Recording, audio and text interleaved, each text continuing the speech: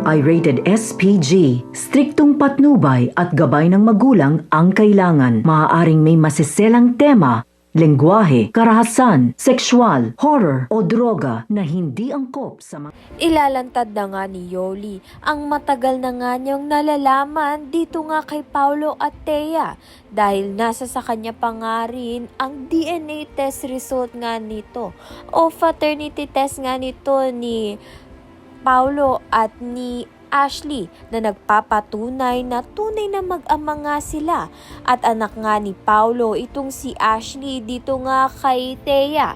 Gagawin nga yun ni Yoli dahil nga mabait nga raw itong si Marge at bukod tangi nga siyang nakakausap ni Yoli ng matino sa pamilya Torrecampo. Sa kabilang banda naman nga magvo-volunteer nga itong si Ashley na mag-donate nga dito kay Jasmine dahil siya na nga lang ang kaisa-isang hindi pa nga nako-compatibility test dito nga kay Jasmine, kaya naman nga nakakasigurado na si Ashley nga ang makakatulong upang ngang mabuhay ng matagal pa itong si Jasmine. Kaya naman nga't yan at iba pa ang dapat nating pakaabangan. Maraming salamat sa iyong panunood.